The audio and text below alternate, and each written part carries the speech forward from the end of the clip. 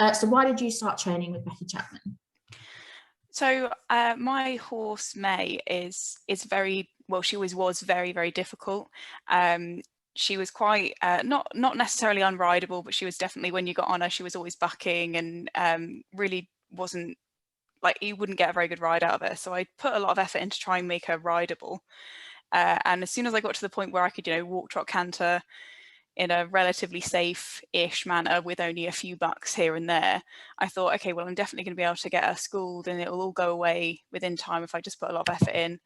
So I went to loads of different clinics, loads of different instructors, and I just wasn't getting anywhere. And I thought the last lesson that actually got me was somebody who said to me, keep the reins really, really tight. And as you kick her forward, take a stronger hold. She needs the stability to know that you're there, which worked for about half an hour.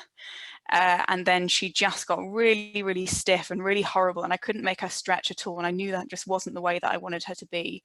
So I went to a simulator lesson with my best friend, with Becky, and some of the things that she was saying just really resonated with me, and I think I just really needed to hear them at the time. So she was sort of just talking to me about how I was sitting, how I should hold pressure on the reins, because I'd just been told to hold them very, very tightly, and the simulator was like, no, that's too tight. So after having heard a lot of the things that Becky was saying, I was like, okay, well, I definitely want to go for a course. So I went on my first course expecting sort of that she was going to teach me sort of how to sit properly and how to look nice. And because it was biomechanics, I thought, I've heard that buzzword, it's very sexy in the riding community right now. I'm going to look great. Me and May are going to look amazing. And I sort of went into it thinking, that Becky was going to give me, a really intensive course on just sort of how to look good and get May to go properly.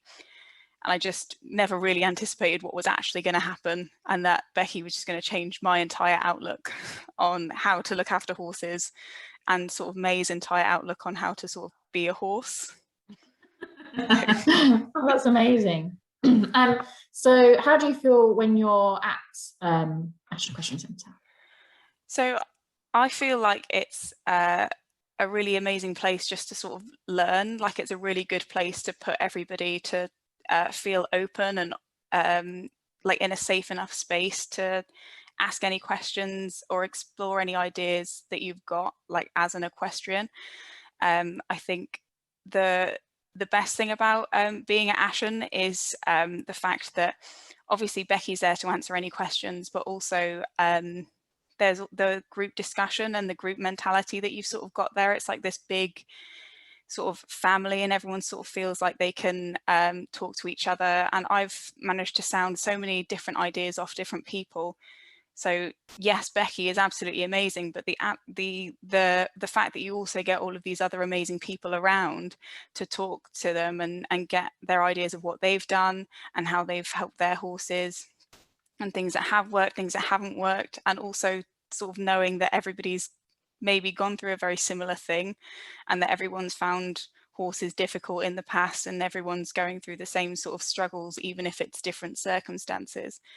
And I think it's just a really great place to sort of explore your own ideas and see how you can best look after your horse and be a horse person.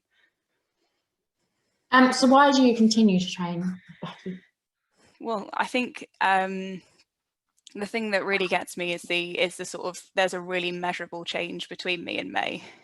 So sort of looking at her as a sort of aesthetic, people would look at her and say, yeah, she's going brilliantly and she's obviously improving.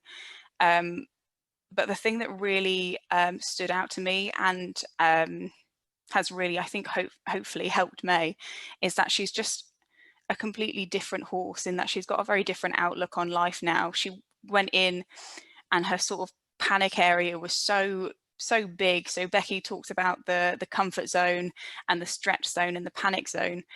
And May's comfort zone was so tiny, and the stretch zone was almost non-existent, and her panic zone was just anything that you asked her to do that she didn't already know how to do. She was just like, I can't cope with it. And now, not only have we managed to sort of stretch her comfort zone, So she knows, you know, these are the things that I can definitely do. We've also managed to get it to the point where if she doesn't know what she's doing, she can also sort of go, okay, I'm going to wait until I get it right. And that's all with the positive reinforcement that Becky has showed us with the clicker, but also the stuff that she was using on me, which I didn't realize until I actually went on the clicker training course. She's very much that sort of person who will just go, yes, yes, yes, that's right, keep going, which I didn't realize was so useful until I had a couple of people just say no to me. This was within work actually, and then go, what am I supposed to do now?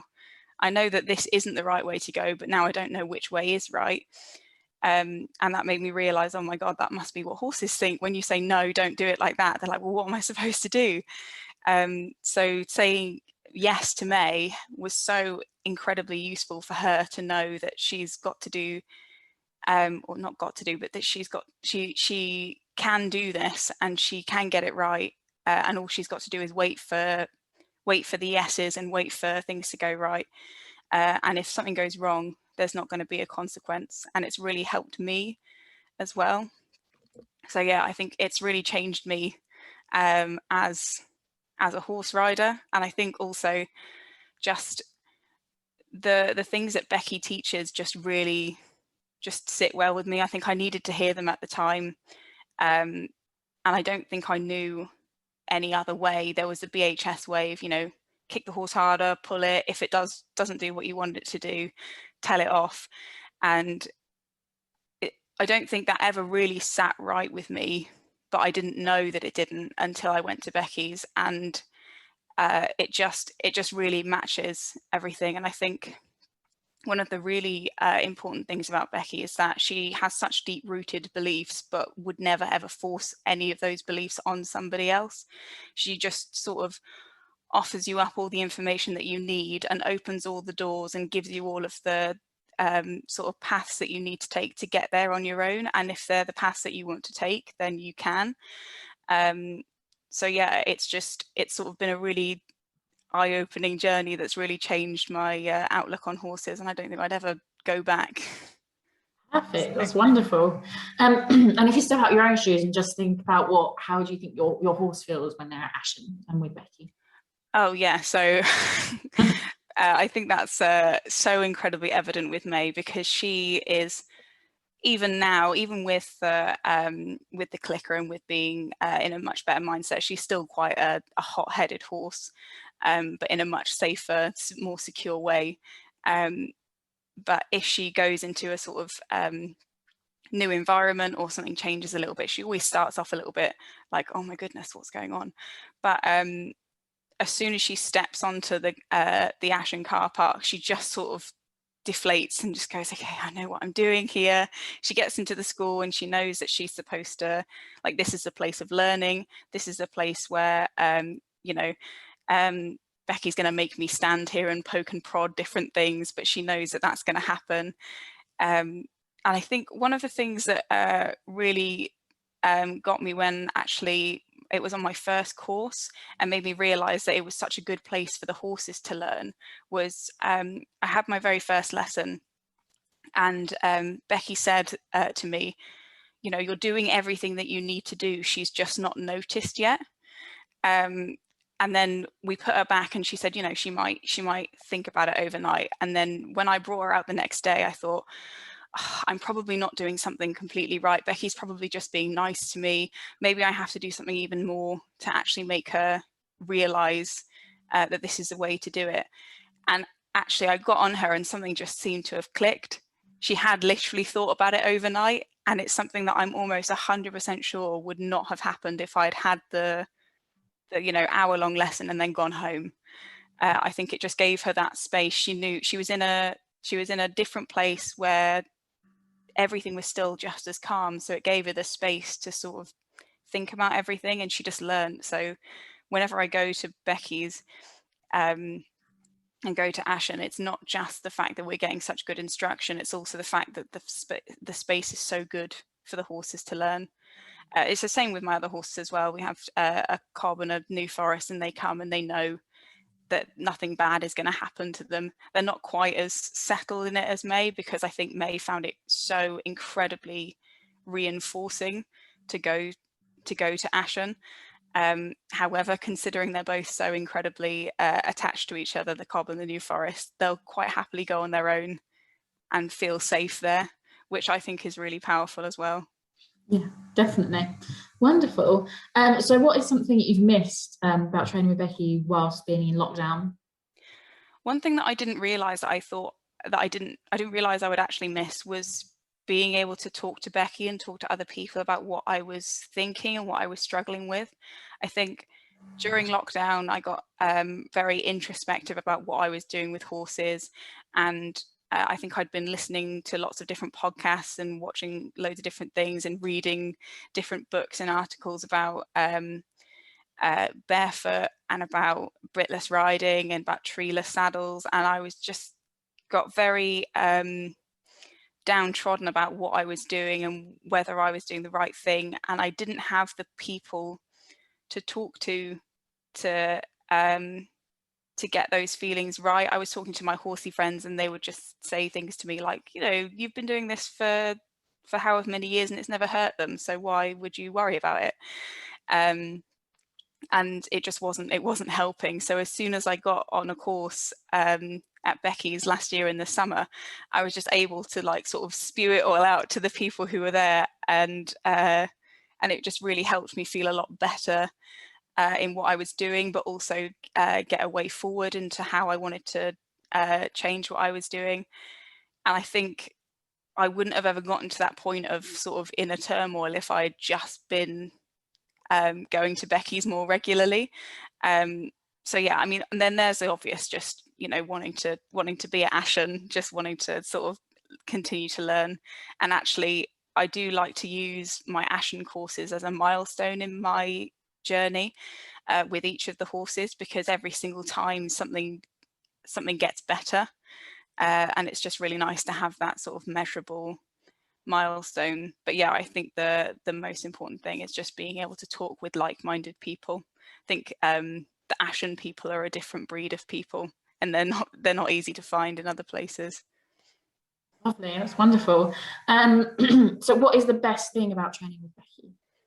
You might obviously have touched on it before, but yeah, I think that there are so many good things, and I think the best thing that really I have touched on it before is genuinely the positive reinforcement. All of that sort of, yes, that's right, yes, keep doing it like that. It's just really, really works for me, and it really, really works for May. And I hadn't realised how important it was to me until training with Becky.